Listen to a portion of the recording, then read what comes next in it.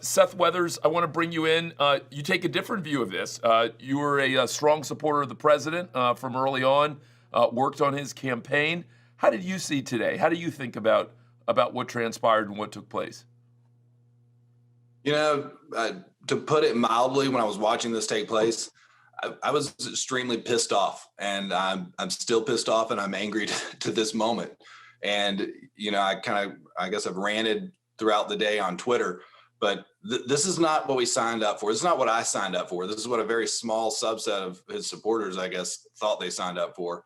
But what they did today was just a complete assault on democracy, and they were absolutely stupid as well. It was a pointless exercise that has cost a young girl her life. And so, Seth, but what do you say to folks who the critique is, but this is no different than where the president's been all the way along, that he's always been, I'm not even sure what the right euphemism for it was, but he always has been incendiary. He's always been pushing. We've seen evidence of this, and this is just the latest. I mean, the president didn't storm the Capitol today. A group of crazy people did. So I mean, I don't maybe get the correlation as to we've always seen this. I don't think we've ever. So the critique is that he encouraged and incited it. Do you agree that part of the reason those people stormed the Capitol was at his encouragement and invitation? Well, he never encouraged anyone to storm the Capitol. I mean, he's been complaining about the election fraud, stolen election, all the stuff he's been saying. But you know, regardless of someone going out making claims like that, should not be seen as an invitation to go destroy your own, U.S. Capitol. I mean, the response was nuts.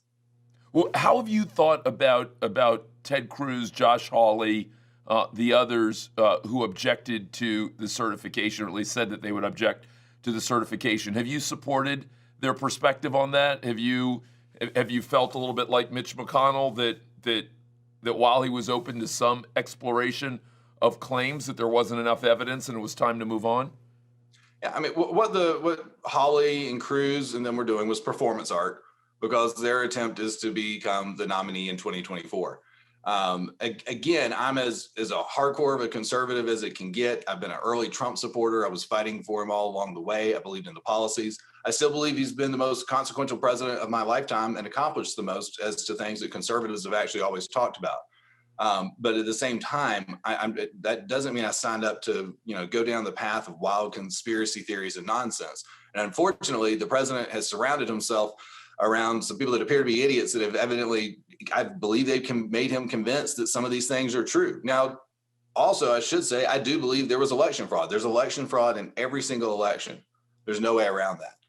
It's the amount of the fraud and the gravity of it, so that matters. And I understand the people also. You do or don't think that there was consequential election fraud significant enough that we should still be talking about it and that it would have changed the election? I don't know. Pennsylvania, there's some things that have still not been looked at there that could have been very consequential there. I do think there's places where that's possible. Some of those things have still not been heard or seen in a court. We just got one case here in Atlanta assigned to a judge yesterday, and they've been waiting, I guess, a little over a month and a half for that. And I mean, they're slow walking the process, so essentially it'd be too late to do anything regardless. Biden's taking office on January 20th. That shouldn't be a surprise. Seth, what do you think happens to Trump from here? Do you think he runs again in 2024? Do you think he still matters in 2022? What do you, as someone who's worked on lots of campaigns, what do you think happens to the president who won 74 million votes after all? What do you think happens to him? I didn't really believe he was going to run in 2024 again. I know that there was a lot of talk about that may potentially happen. I felt like he wanted to be a placeholder for the position so that he could be the kingmaker when he decided, I'm going to let, I'm going to Don Jr. run, or DeSantis, or whoever it may be. And so I feel like he wanted people to assume that he would run for reelection. It would allow him to kind of keep everything up. I do believe that, but Republicans today was a massive setback for Republicans. The media coverage of this is going to be brutal, obviously. And is it double standard? Double standard with Democrats and Republicans? Absolutely. Go on. You do think that Republicans will be hurt by this? Yeah, absolutely. I mean, you have people wrapped in flags and MAGA gear running around like lunatics in the U.S. Capitol. Again, it's a very small subset of the overall voters and the millions of people that voted for him. But the reality is, it's just from and this sounds cold, but from a PR perspective, it's terrible optics. And the reality is, the media will cover this much differently than they've covered the Antifa violence of the entire summer. I mean, keep in mind, Biden wouldn't denounce Antifa until I guess it was late October, right before the election, when it became almost imperative that he had to, when many people were continually being killed and beaten. And I mean, they were burning down buildings, looting cars. And now the media now is turned on, like, now rioting is terrible, which I'm glad. I do think I'm opposed to rioting and violence on both sides. And I think the people that are talking right now, they're all of a sudden upset by violence and rioting. People like Chris Cuomo and CNN, their voice does not deserve to be heard. He has no voice to speak on that. Ellen, how do you hear this, and what do you think as you hear Seth weigh in both on what happened today, but more broadly on the president and the Republican Party?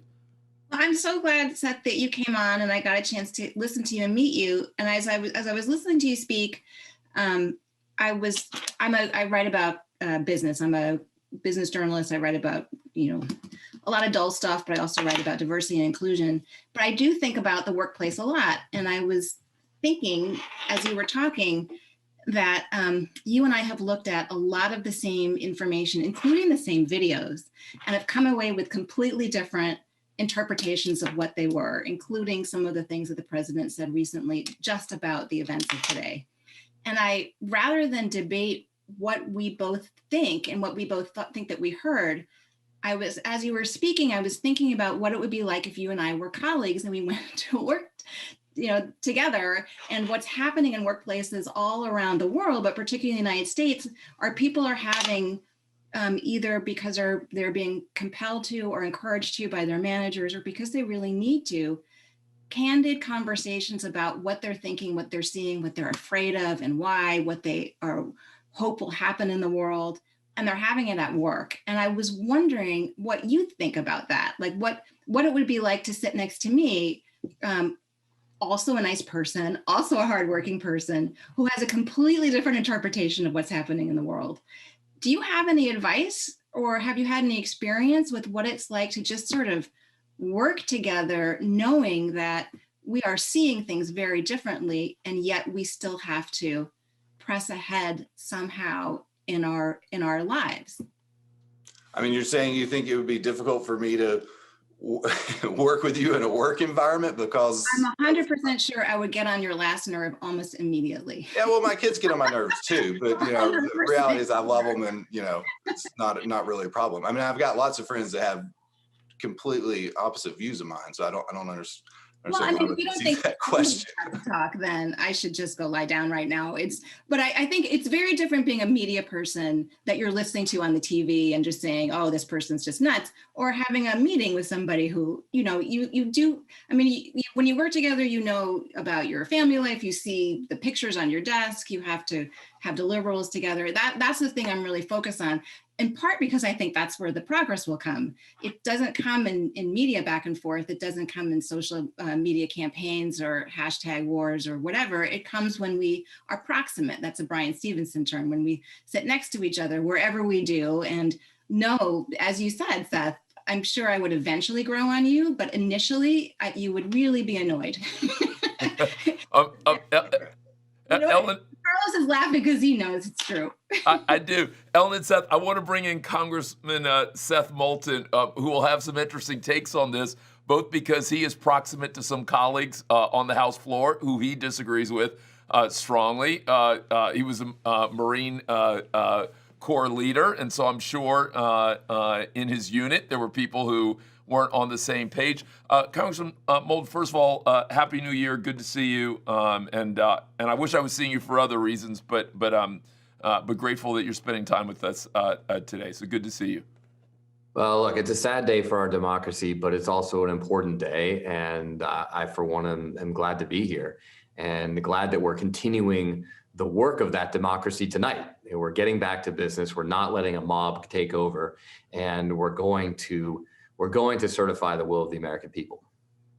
And so, Congressman Moulton, how do you see what happened today? Like if you and I were having coffee in your Massachusetts district, assuming that we were being COVID safe, like what would you tell me? What would be the so what? What would be the real skinny if it was just the two of us talking? Was this a disaster? Was this a predictable disaster? Was this the last gasp of a of something that was? How do you see what happened today? Well, it's a lot of things, but first of all, it is not a bunch of protesters who got out of hand.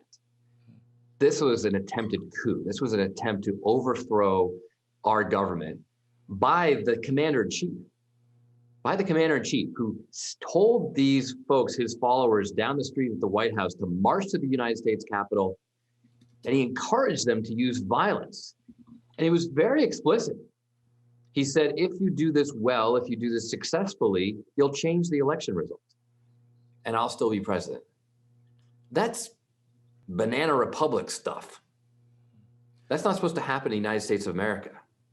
He was asking for them to protest. Nowhere was there a call to violence at the Capitol. And if this was a coup attempt, these people were quite unprepared for a coup. I will put it that way, to put it mildly. Congressman, respond to that. Congressman Seth Moulton, Seth Weathers, Ellen McGirt, 9 o'clock on the East Coast, 6 o'clock on Pacific. You're watching a special edition of the Carlos Watson Show. We're obviously talking about the events in the Capitol today and have been joined by a number of guests throughout the evening. We'll continue to be joined by yet more as the evening goes on. Seth Weathers, you're a former campaign official for the president. You've supported him for a long time. So your response to what Congressman Moulton said is you don't feel like this was a coup. You feel like this was lunatics behaving badly. Yes? This is the first time since the War of 1812 that the United States Capitol has been breached, when the British were here to try to overthrow the government. I mean, how is this anything different? So you're telling me a bunch of people it was a protest that people ended up turning violent and wild. But I mean, if that's a coup to you, then so be it. But I think these people for a coup against the American government came woefully unarmed and unprepared. So I think it's a little bit of dramatics from your side. But Seth, even as the president called on his vice president Mike Pence to choose his own electors, even as he called on Twitter and elsewhere for people to come to the Capitol and engage, none of that to you constitutes what would seem him trying to overturn democracy. You didn't see it as that? No, he was trying to encourage people there to be a protest to, get on board with his beliefs about his alleged election fraud.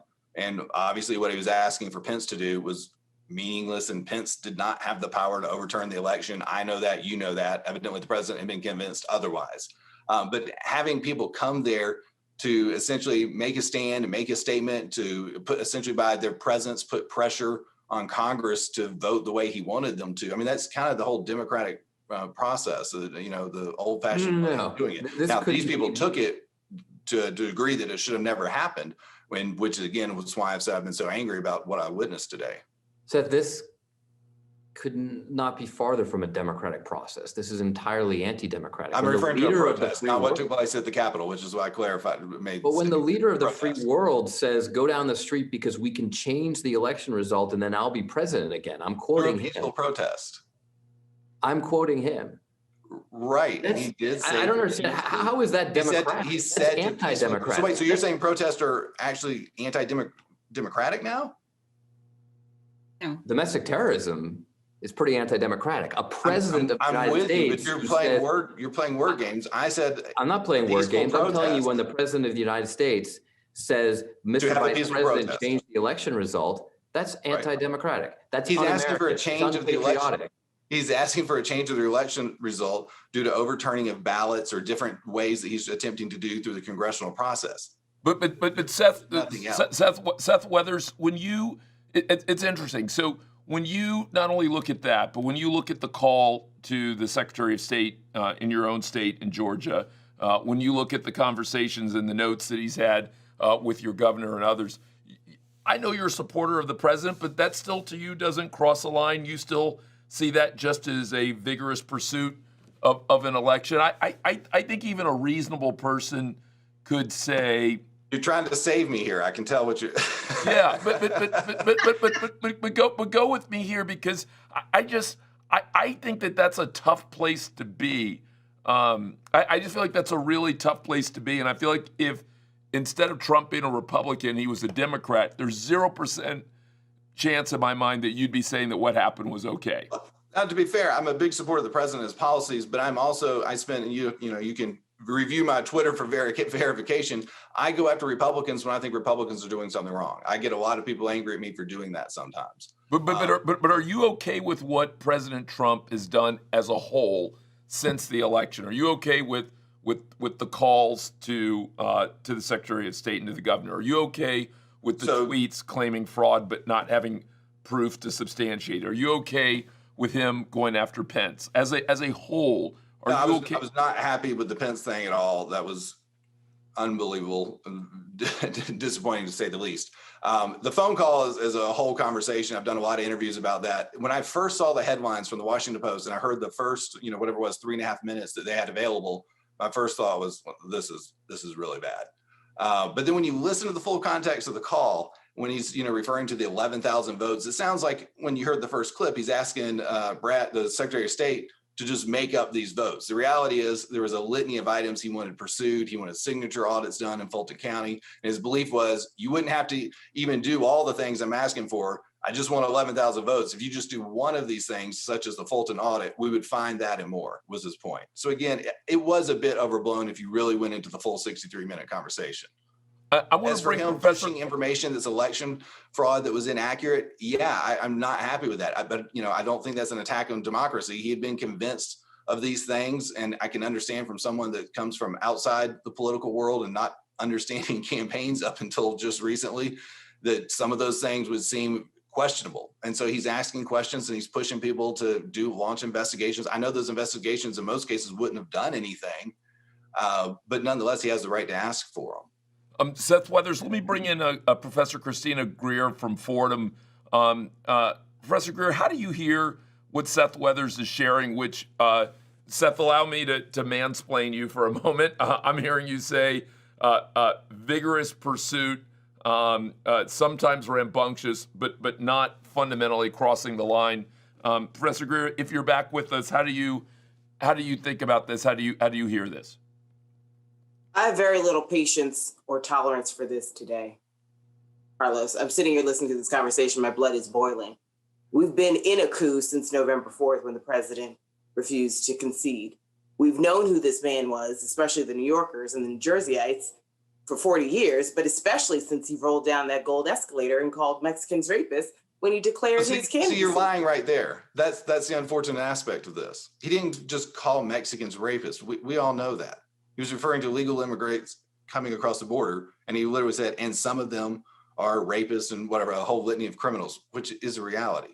Seth, you're parsing the words of a man. No, y'all are doing the parsing of words.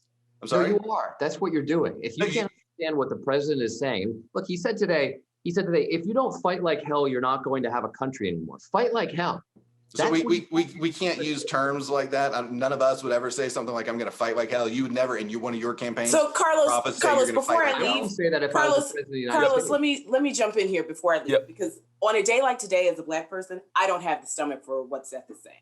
I don't have the patience for it. I don't have the tolerance. Seth, let me finish. You have literally been talking, and let me finish, because I am going to leave this conversation, because what people like Seth consistently do is stand up for this president who uses dog whistling. He uses blatant racist language. He has been inciting white nationalists and white supremacists. He has made this country more dangerous in the past 4 years for people like me to literally just walk down the street. So when you say, oh, well, there are legal and illegals, you know what he is doing. And either you don't know and you don't care, or you refuse to see how other people in this country have to fight for their citizenship on a daily basis. So you consistently aid and abet people who have AR-15s and AK-47s who storm into the seat of government today and sit in Nancy Pelosi's chair and take pictures with their Confederate flags. And you say, oh, it's just some innocent protesters. You guys are just making it too much. I don't have the stomach for that today, because this is so much more dangerous than you will ever imagine. And you know that this president, since November 3rd, has said consistently, I didn't lose. He's always said he doesn't lose. When he fails every single hotel and casino and TV show, he uses the same exact playbook. And we knew that he would not go quietly into the night. And he thought that he could hustle and grift his way out of this election and keep himself in this office. He realizes he can't. And he is deathly afraid of January 20th at 2 p.m. when he's a citizen. He has to face the Attorney General of New York State and the District Attorney of Manhattan in New York City. And so he will do everything, lie, cheat, and steal, as he always has, to stay in this office. And he is willing to take down this country to do it. And he has people like Seth, and he has people like the Republican members of the House and the dirty dozen senators to try and help him do it. And I'm over it today. Christina, question. And you know what you were saying, and you know that you were supporting people who make our lives more dangerous. And on a day like today, Carlos, I'm not into it. I'll write for OZY later on, but this is a waste of my energy to have this conversation. All right, but question to you. Part of the problem is you can't have a conversation with someone. Seth, hang on one second. Christina, where do we go from here? If we say that you are right, where do we go from here? What is the right answer from here? Well, sadly, far too many Americans refuse to recognize the danger that Donald Trump and his supporters face when they're around other Americans. They do not see us as worthy of being in this country. They call it their country for a reason, right? I'm 15th, 16th generation. It's my country too, right? So until the supporters of Donald Trump recognize that the people who are living in this country have every single right to vote in elections, to be full citizens, to actually have immigration, whether they have full papers or they have green cards. There's no such thing as good immigrants and bad immigrants, right? Until those people who support this president can see me as an equal person, which they refuse to do, we can't have a conversation. We cannot have this conversation. And so how do you think Because people like Seth continuously parse words and they want to play sort of verbal gymnastics and deal with semantics as opposed to dealing with the real problem, which is Donald Trump has aided and abetted white supremacists, and he has let them run rampant in this country for 4 years. And it's culminated in January 6th when they had zip ties and stormed the halls of Congress to take members of Congress hostage for their agenda. We didn't say anything when they threatened Megan Whitmer and members of the Michigan caucus. We didn't say anything when Dylan Roof came in and killed a state senator. We didn't say anything in Kenosha, Wisconsin. We don't say anything when this president has brought up frivolous lawsuit after lawsuit to try and come with a case. And the only reason why he's angry is because Black and Latinx voters actually voted. And he's in such a bubble, he doesn't recognize that he has destroyed this country. COVID is running rampant. We're the laughingstock of the international community. And he's utterly befuddled that he could lose. And he's super afraid of being a citizen on January 20th. And he loves this. He loves the adulation because he's always been the person that's on the outs, because no one in New York City has ever respected him. He's never been in any of the circles that he wants to be in. And so here we are, right? On January 6th of 2021, we have people defending what we just saw, where people are storming the halls of Congress and having police officers assist them doing it. Like, it's disgusting, Carlos. Christina, hang on one second. Seth Weathers, I'm going to come to you in a minute. Seth Moulton, I know you have to leave in just a moment. What's your final thought here as you hear both Seth Weathers and Professor Christina Greer weigh in on whether or not there is hope going forward? Look, there's hope going forward, but it's going to take a lot of work, because we have to show the American people and truly the rest of the world that we're going to hold these people accountable. Not just the mob that stormed the Capitol today, but the president who incited them, the Republican lawmakers who aided and abetted them, who are inspiring this kind of protest against the fundamental principles of our democracy. I had a Republican who was actually one of the people objecting to the electoral count come up to me and say, this commander-in-chief needs to be relieved of duty. He's actually a fellow veteran. That's what needs to happen right now to send a message to future generations of people across this entire planet that this is not acceptable in the United States of America. This is not a democracy. You say impeach now? Absolutely. What? Just because he's going to be pushed out a few days from now, it's too late to do the right thing? I mean, if a CEO who's about to retire steals $1 million from a company 5 days before retirement, we shouldn't prosecute him.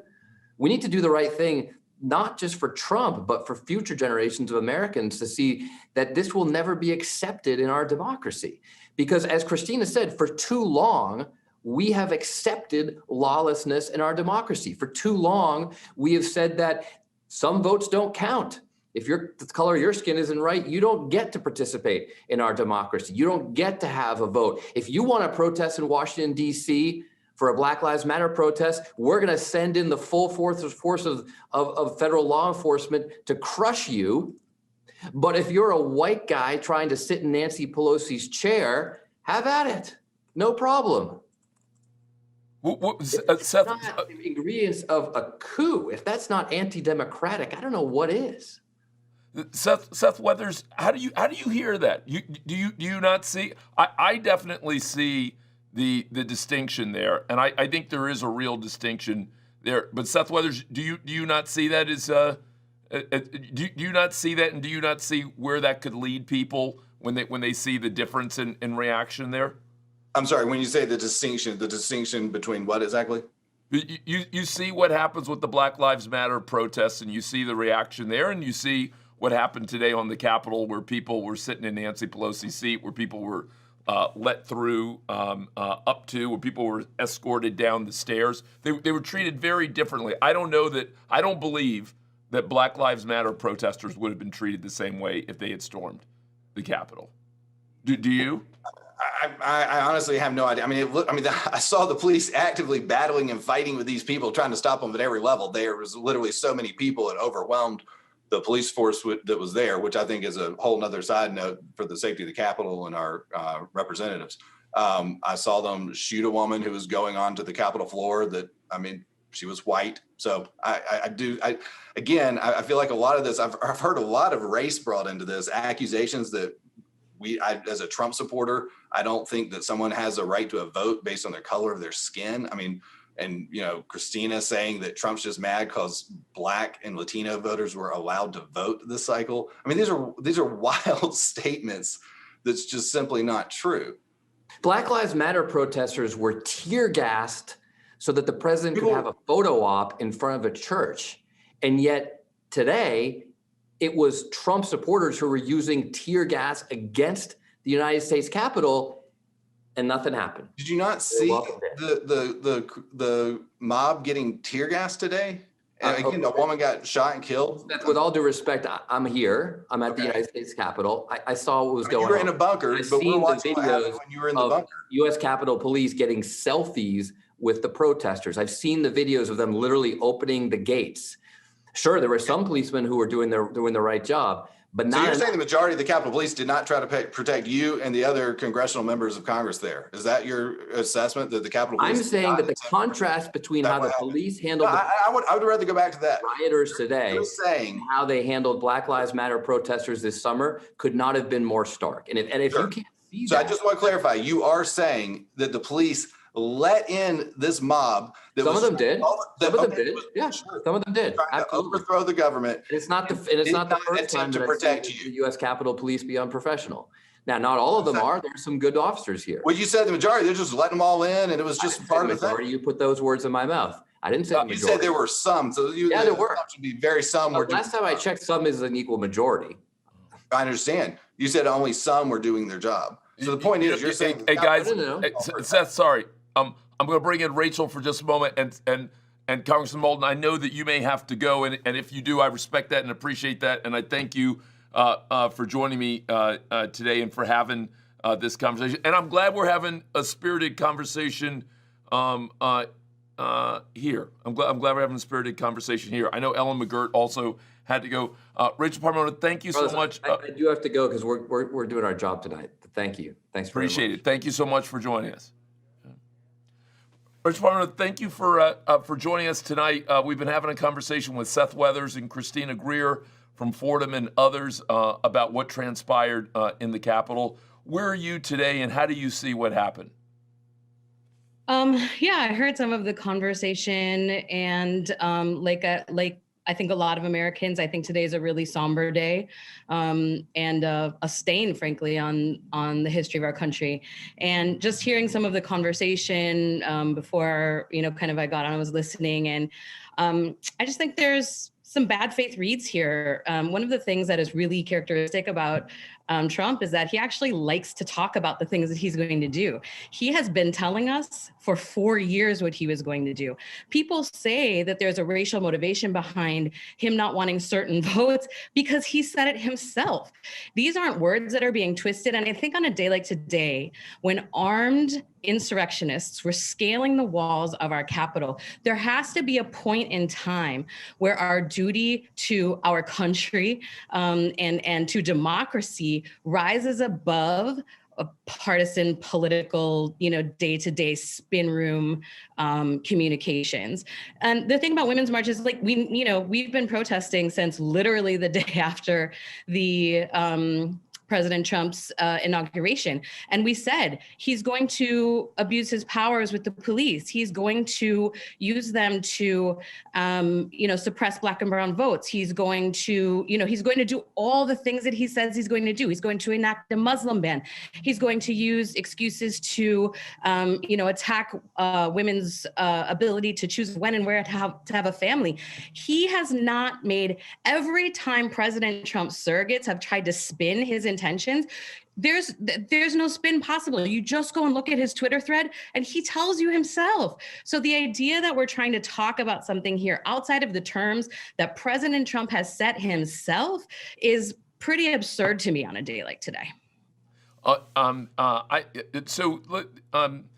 me ask Seth Weathers, what do you think when you see Senator Mitt Romney of Utah, Ben Sasse, another senator in Nebraska, and others who seem to be unequivocally critiquing the president? You think they've got it right? You think they've got it wrong? How do you regard some of those folks? When I say, do they have what right? I mean, it depends on the issue. Again, I support the president. In my mind, they've made a broader critique of the president. They have said, Romney said that he has debased the office of the presidency, that he's put democracy at risk. Sasse has said the same thing, that we need to move on. How do you hear those two supposedly conservative Republicans and their critiques of the president? What do you think when you hear that? Do you agree? Do you disagree? Do you read? How do you think about it? I think they've obviously had a lot of anti-Trump sentiment for a long time, so it's not surprising. They've been saying these things for a long time. And Mitt Romney, after the election, he was quiet for a little while on it. And then when he wanted President Trump to make him Secretary of State, he was nice for a little while. When he didn't become Secretary of State, he went back to the, hating Trump thing again. So I don't think it's surprising that he would remain anti-Trump. I mean, he's definitely made that his thing. Now, do I think he should be treated illy and poorly as he was recently in the airport? Absolutely not. I spoke out against that. Professor Christina Greer, I know that you've got to depart, but I want to thank you for spending time with us. And I hear you in saying this doesn't feel like a normal day, and I appreciate you still spending time and engaging even amidst that. Anything for you, Carlos. Have a good Thank you. Be safe. Rachel, let's continue the conversation. So if you're Joe Biden, where do you go from here? I mean, I think that this country is in a moment of reckoning. And I think that there's been a lot of just folks wanting to spin or wanting to pretend like something isn't happening that is happening. When we're talking about, it wasn't just DC. Washington also had groups of armed protesters coming into the State House and things like that. So when we're talking about armed militias, and here's the thing, we're in an age of social media. We don't have to conjecture on what folks' intentions are. They're saying it. They're putting it online. They're tweeting it. They're saying it in the news. When the leader of the Proud Boys got caught desecrating a Black church, he went online and he was like, "Yeah, I did that. That was me." So what's confusing to me is that we're having these conversations about this senator, said this about Trump and he had some kind of critique, and because he's looking for a role, like, this isn't Game of Thrones. People died today. Somebody died today. And some people would say that a part of democracy died today as armed protesters scaled the walls of the Capitol and had Congress go into lockdown. And so when I hear us talking about things in terms that somehow seem divorced from real life, it's really perplexing to me. People have lost their lives. Over 300,000 people have lost their lives due to the abject failure of leadership of this administration. So I'm not really sure what we're talking about when we're talking about these things. We need to just be really clear about what's going on in our country, what's going on with our people, the conditions that people are living in, the fact that hospitals, ambulances can't even pick hospitals up right now, or people up and take them to hospitals right now because there's no beds, there's no hospital, you know. So we need to really have a conversation and I think a reckoning. I don't know how we can talk about these things as though this is a matter of politics. It is not. This is not a matter of what political party you support or you don't support. We're in a situation here where you're on the side of democracy or you're not. This is not a which side of the aisle do you sit on question. And as much as, many of them have enabled Trump up until this point, I do want to note that a number of people who have stood by his side found their line in the sand today as well. So I want us to have a very real conversation about what's happening here. And like some of my colleagues who were on the call earlier, I'm not gonna be willing to enter into a conversation about this as though this is a fictional reality that we don't live in. Rachel O'Leary of the Women's March, thank you. Seth Weathers, final word for you here. How do you hear this conversation today? Anything here change your mind? Anything surprise you? Anything that you feel like we didn't address that you think is part of the conversation, or at least should be? Yeah, I think if nothing else, what this conversation shows is that we all live in our own bubbles, and oftentimes we clearly don't get out of those bubbles. And so, obviously, a lot of my opinions of the president, things that took place, are quite different. And I feel like there's a lot of talking over everyone. Again, I went on an 8-minute Twitter rant video today about how angry I was about what took place at the Capitol today, and so then 2 minutes later, I'm hearing these guys tell me that I supported an overthrow of the government. So again, if we could actually have conversations where we stuck to the facts, it would, I think, make a difference. But I think people are in their bubbles are very strong and their opinions are there. And I think it's become very polarizing in America right now. So it's gonna be difficult going forward for, I think, people to kind of reach some common agreement on any of these things. You do think it will remain polarized? You don't think that do you, or maybe said in the affirmative, do you think Joe Biden has the opportunity to say in one way or another, let's get a fresh start, let's figure out whether or not we can work together? We're not going to agree on a lot of stuff, but maybe there's enough stuff. Do you believe that possibility exists for him, or do you think the polarization is that deep? I think there's the possibility, and I feel like there might be a few weeks of people feeling like we're coming together. And, it happened after 9/11. But typically what happens is you still get down to Congress and you try to, get the sausage made, and both sides end up on both corners and they vote the way they vote. So that's a difficult process. If he can accomplish that, hats off to him. Seth Weathers, thank you for joining us tonight. I really appreciate it. Thank you very, very much. Anytime.